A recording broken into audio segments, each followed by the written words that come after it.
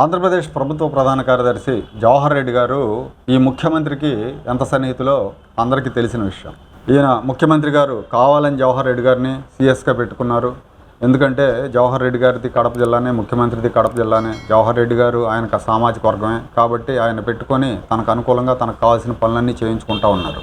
ఈ ఎన్నికల కోడ్ వచ్చిన తర్వాత కూడా జవహర్ రెడ్డి గారి తీరేం మారలేదు. ఆయన జగన్కు అనుకూలంగానే నిర్ణయాలు తీసుకుంటూ ఉన్నారు. ఇప్పుడు మనం చూసాం, ఎన్నికల కోడ్ వచ్చిన తర్వాత వాలంటీర్లతో పెన్షన్ల పంపిణీ ఆపించాలి, కాకపోతే ప్రభుత్వ ఉద్యోగులతో ఈ పెన్షన్ల పంపిణీ సకాలంలో చేయించాలని ఎన్నికల కమిషన్ చెప్పినా కూడా దానికి తగ్గ ఏర్పాట్లు చేయించలేకపోయాడు. ఒక రకంగా వైసీపీ ప్రభుత్వం, వైసీపీ నేతలు ఎలా చెప్తే అలా పనిచేస్తున్నారన్న ఆరోపణలు జవహర్ రెడ్డి గారి మీద ఉన్నాయి. అట్లాగే డీజీపీ రాజేంద్రనాథ్ రెడ్డి గారు, ఈయన కూడా ఈ నియామకమే వివాదాస్పదం.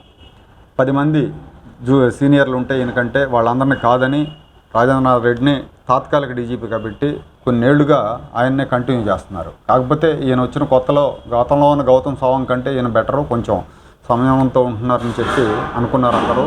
అయితే ఎస్పీలు ఈయన అండ చూసుకునే వైసీపీ కార్యకర్తలాగా రెచ్చిపోతున్నారన్న ఆరోపణలు ఉన్నాయి. చాలామంది ఎస్పీలు చాలా దారుణంగా యూనిఫామ్ విప్పేసి వైసీపీ యూనిఫామ్ వేసుకున్నట్టుగా బిహేవ్ చేస్తూ ఉన్నారు. సో ఈ పరిస్థితుల్లో వీళ్ళిద్దరూ సీఎస్గా డీజీపీగా ఉంటే రాష్ట్రంలో స్వేచ్ఛగా ఎన్నికలు జరిగే అవకాశం ఉండదు. కాబట్టి వీళ్ళిద్దరిని బదిలీ చేయాలని చెప్పి ఇప్పటికే ప్రతిపక్షాలు ఎన్నికల సంఘానికి కంప్లైంట్ చేశాయి. వీళ్ళిద్దరిని మరో 2-3 రోజుల్లో, ఒక వారం రోజుల్లో వీళ్ళిద్దరి మీద కూడా వేటు పడే అవకాశాలు కనిపిస్తూ ఉన్నాయి.